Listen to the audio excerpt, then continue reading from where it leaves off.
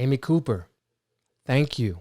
It was a great lesson in the power of white supremacy and patriarchy. And thank you, Amy Cooper. She, in response to being told by Christian Cooper, the man videotaping, that her dogs need to be on a leash, which is true, resisting that call to obey the rules, she instead invokes a higher authority, the powers of white supremacy and patriarchy, to rush to her defense and to possibly his demise. Calling the cops. Please call the cops. Please call the cops.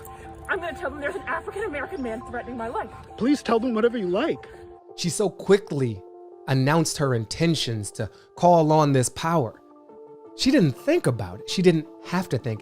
It was a reflex. It was reflexive racism. This was some wax on, wax off white supremacy where she had practiced it so much. She had learned it so early.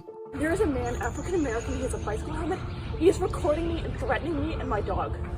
She was not being threatened with any form of violence. She was being accused rightfully of breaking a rule and asked repeatedly to abide by that rule. She interprets that as a threat. She's not happy that a black person telling her what the rules are and telling her how she needs to live her life. And then on the call, she improvises. He's also threatening my dog while she's choking this poor little buddy out.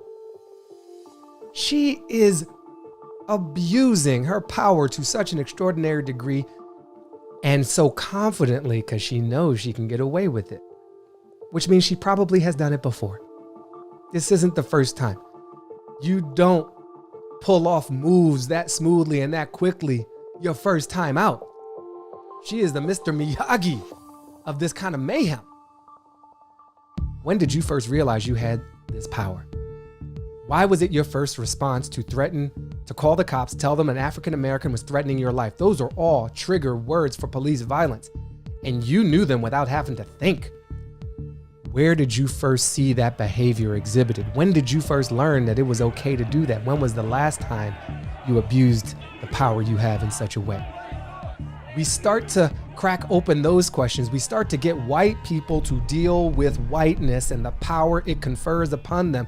Then maybe there's a shot that we can pull off this multi-ethnic, multiracial democracy in the United States. But until then, this one by one incident, blowback, somebody loses a job, incident, that doesn't scale, as they say in Silicon Valley. White people talking to white people, that y'all can talk to each other, and we need you to do that. You need you to do that. Now, briefly, to my bird watching brother, respect to you.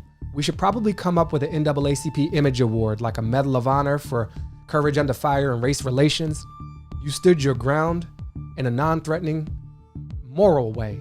You physically stood there, you morally stood there, you knew you were right, and you gave us all an opportunity, including the Amy's of the world and the friends of Amy's of the world, to do better, to try to do better, to at least recognize what doing worse looks like and what abuse of power looks like. I want the Amy's of the world to not necessarily just give up the power, but use it for good. Use it on the border for some kid who's been separated from their parents. She could have done that, but she didn't.